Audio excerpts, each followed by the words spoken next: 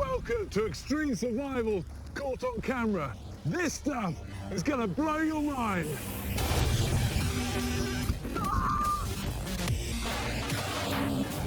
I'm going to be sharing jaw-dropping footage of people in genuine life and death situations, surviving against all the odds.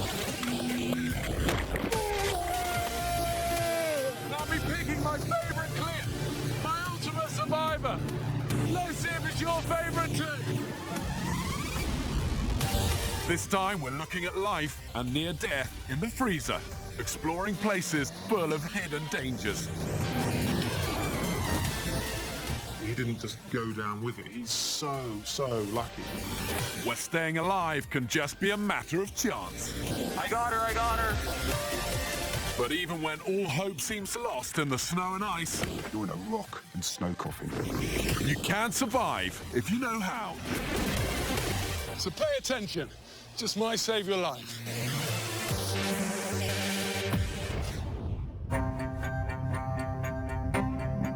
Whether you're skiing, climbing or snowmobiling, the cold snowy terrain can make for an incredible playground. But in that playground, you're also going to get avalanches, blizzards and crevasses. And with all of those comes a whole heap of danger.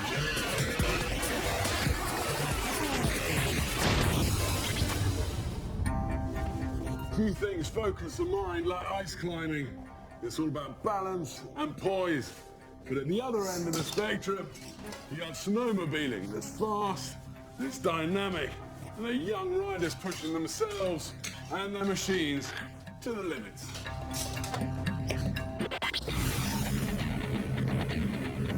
Chris Kenny Stolbeck from northern Greenland wants to be the first of his friends to ride up this peak near his home. He's borrowed his mum's snowmobile and he's recording it all on his headcam.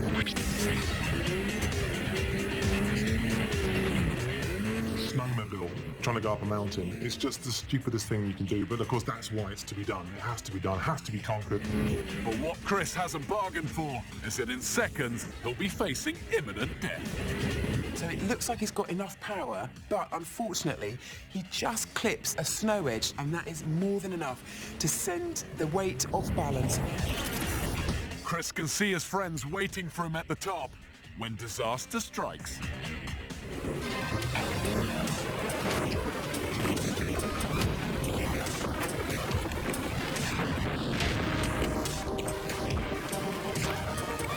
Just falls and falls and falls. It must have felt like an eternity. Chris is on his back, hurtling down the face at up to 60 kilometers per hour, with a snowmobile in hot pursuit. Somehow he's avoided hitting the jagged rocks. So far. He's now tumbling down the mountainside. It's clearly very steep, much steeper than it ever looked on camera initially. And you can see then he's having to avoid his own vehicle coming to try and kill him.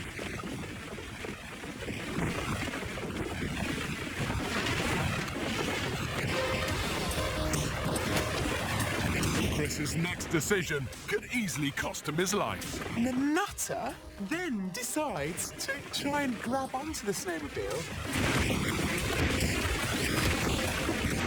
A snowmobile is about 3 times heavier than an average man, which means it has 3 times as much momentum as an average person, which means it takes 3 more times effort to stop it. He grabs onto the snowmobile, he's actually increasing the momentum. It'll take 4 times more effort to stop the snowmobile and a person stuck to it, and that's not worth it. Chris's brother, who's been watching events unfold but is powerless to help, is on hand to halt their mum's battered snowmobile. I guess he's going to be doing an awful lot of grog there. He's broken his mum's snowmobile. No, there's no excuse for that. Unlike the snowmobile, Chris is completely undamaged. I've been caught in a mini avalanche before, and one of my good friends was killed in a monster one. And it's taught me an acute awareness for avalanche conditions. But these next survivors learnt that lesson the hard way. Mount McKinley, Alaska's tallest mountain. When a group of climbers made their camp 4,000 meters up, this is the last thing they wanted to see coming their way. They're going to come into camp. I think they might come into camp. Oh my god. Avalanches can travel up to 300 kilometers per hour. Worse, there's nowhere safe to run, as the camp is surrounded by deadly crevasses and gullies. Get out, all get out. Get back along the shredder. What do we do? But it's one of these deep gullies that ultimately saves them, absorbing the monster's energy before it can kill. See?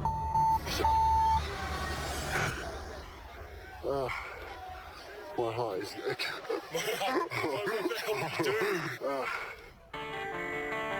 Avalanches are indiscriminate killers. In Verbier, Switzerland, this cameraman is safe, standing on a rocky outcrop. But it's a very different story for his friend out on the slope.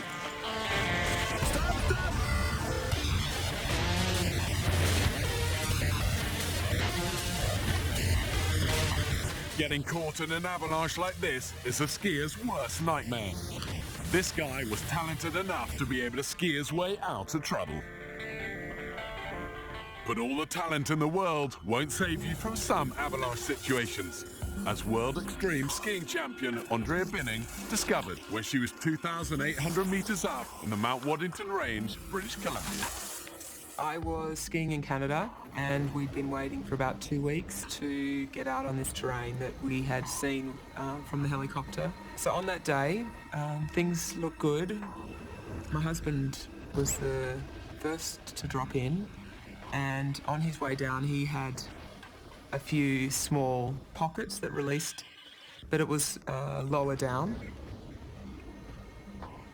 What happened with me was that it released at the very top of my run, and the whole face fractured.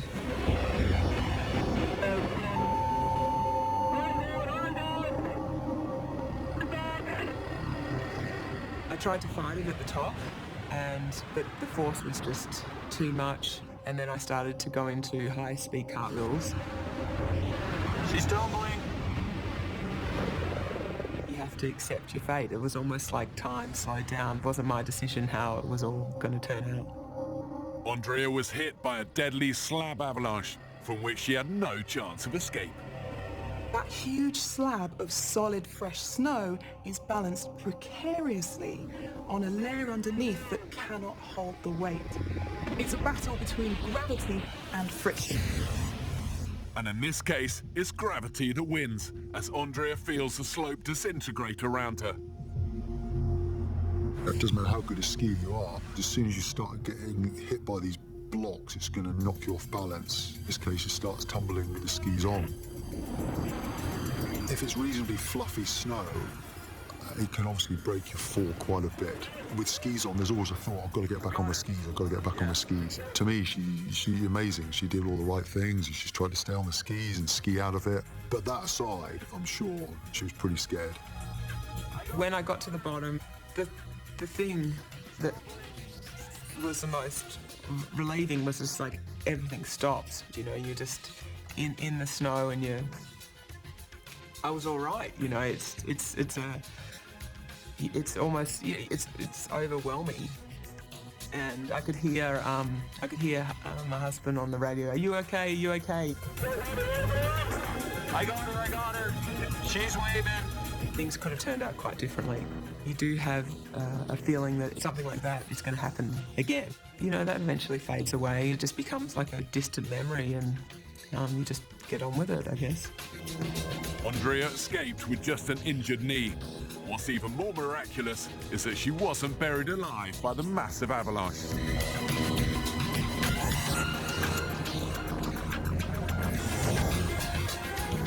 Tyson Black, seen here snowmobiling with his friends in Utah, wasn't so lucky.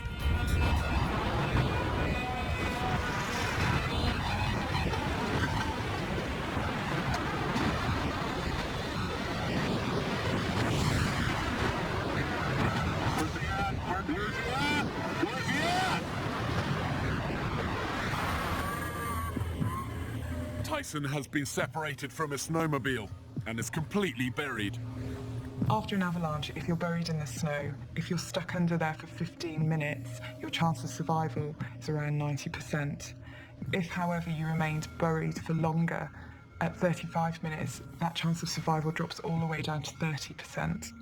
Tyson's friend has an avalanche transceiver, a safety beacon that uses radio waves to pinpoint the position of hidden victims.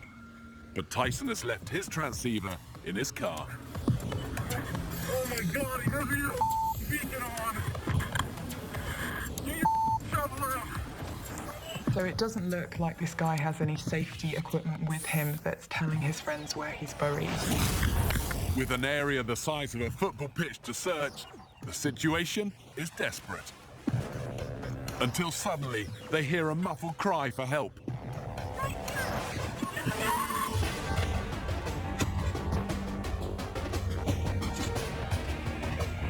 What you do see very clearly is once he's buried, he's unable to do anything. So what it does illustrate is how dependent he is on the other people. Tyson is literally 6 feet under and is slipping in and out of consciousness. If you panic, the hormones that are released make your heart beat fast, you breathe very rapidly, you use up oxygen, and you generate carbon dioxide. And carbon dioxide at high doses is a narcotic. It puts you to sleep and eventually it'll cause death. He got washed down a hill with a load of snow and rocks. There are lots of different reasons why this guy should be dead.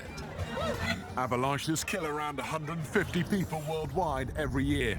But carrying a transceiver greatly reduces the time it takes to find buried skiers.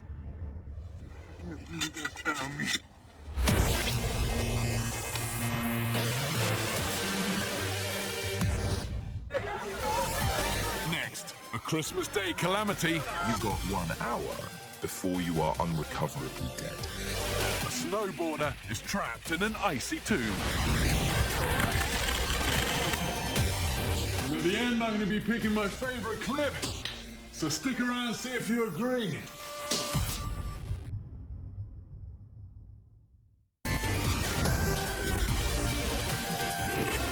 I've gathered together incredible clips of people who face life or death situations in the snow and ice. And at the end of the show, I'm going to be picking my favorite clip. So stick around and see if you agree. And remember, it just could save your life.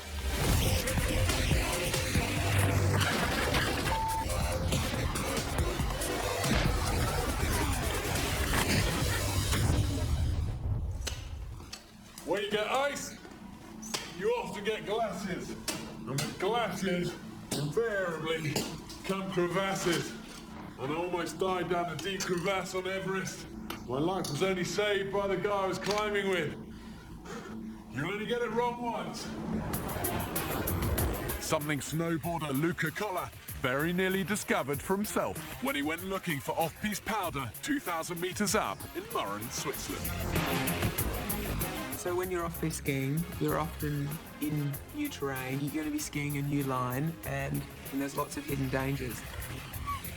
It's a big powder day, one of these happy days, and what happens is you let down your guard. You can't see things, you can't see rocks, you can't see tree stumps, you can't see crevasses. Blind to the dangers, Luca's headcam movie is about to end with a chilling twist.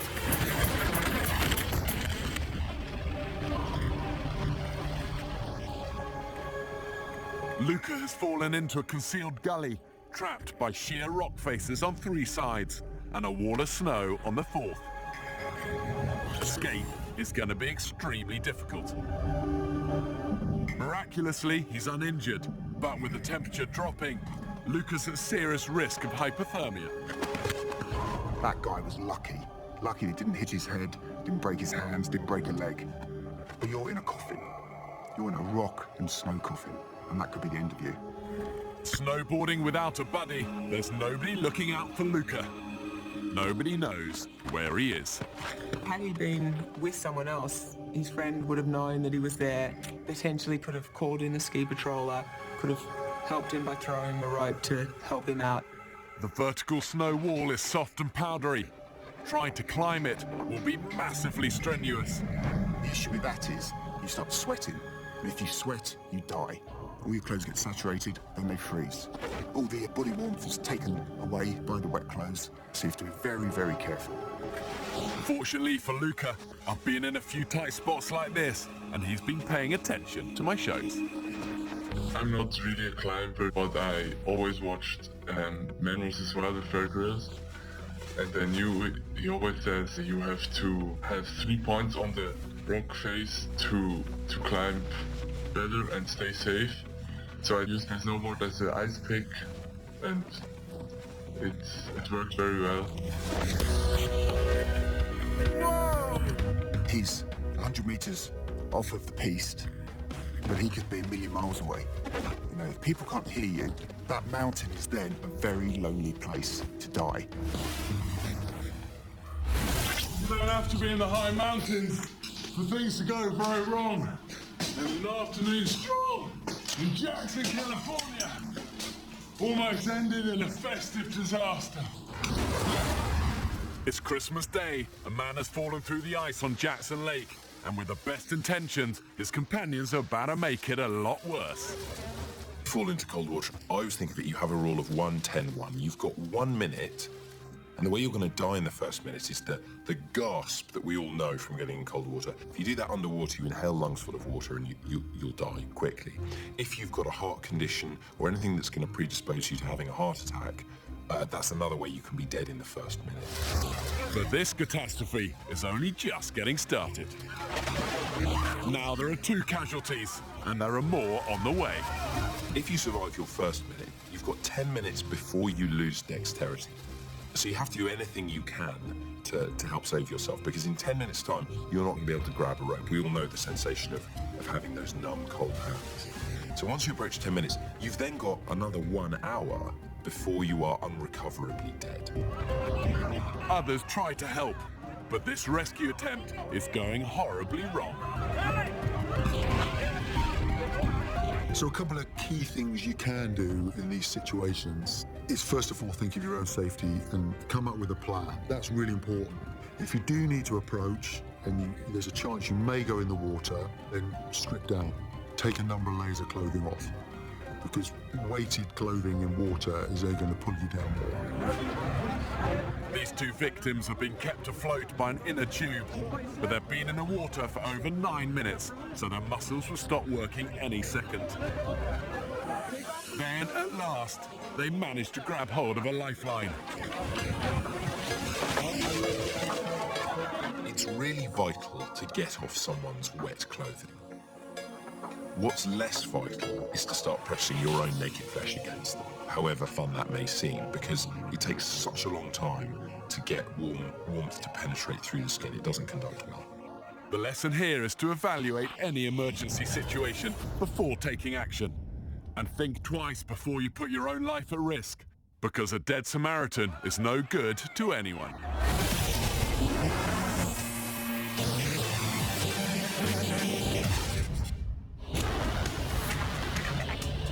Spending time surrounded by snow and ice is no guarantee that people will keep a cool head. But it's easy to see why Kyle Pratt from Blackfoot, Idaho is having such a great time.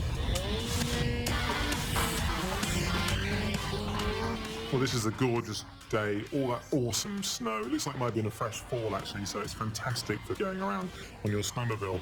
He seems to know where he wants to go, a little bit of slalom with the trees and whatever, heading higher and higher. And you can hear from the notes of the engine, it's obviously giving it some, and then all of a sudden,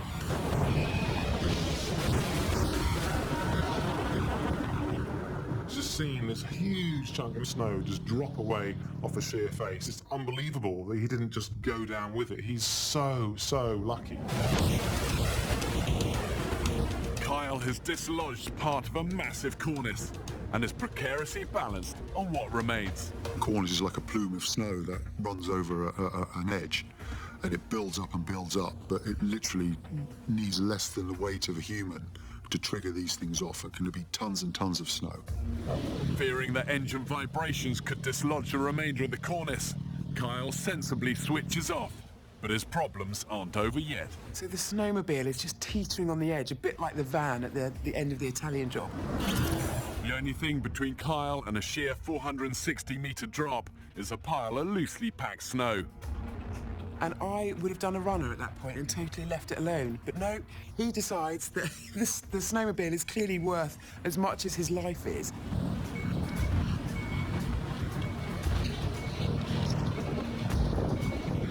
Really, he should have just got away and let it go, but I guess he wants to look after his little toy and wants to get home. So he pulls it back ever so gently, and then once he feels he's on safer ground, he then obviously puts it into reverse to save some of the effort, and then he can get into a safe place. But I mean, boy, was he lucky. Everybody hear how hard I'm breathing? It's because I just my pants. Well, this is my view. We've walked the line between life and death, and the time has come for me to choose my ultimate survivor. I think for me, my favourite clip has got to be Chris Kenny and that insane fall down the mountain in Greenland, pursued by a very angry snowmobile. You got to be a tough and lucky customer to come out of this one unscathed.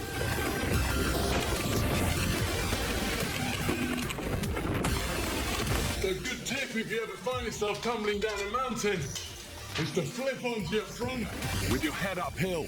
Try to keep your knees bent and your feet up to avoid them catching the snow. Dig your hands in like claws and open your legs so it acts like a snowplow. Once you've stopped, kick in a good ledge before you stand up, or you may just end up whizzing off again. So there you go. Hope you've been paying attention, and just remember, one day, it can save your life.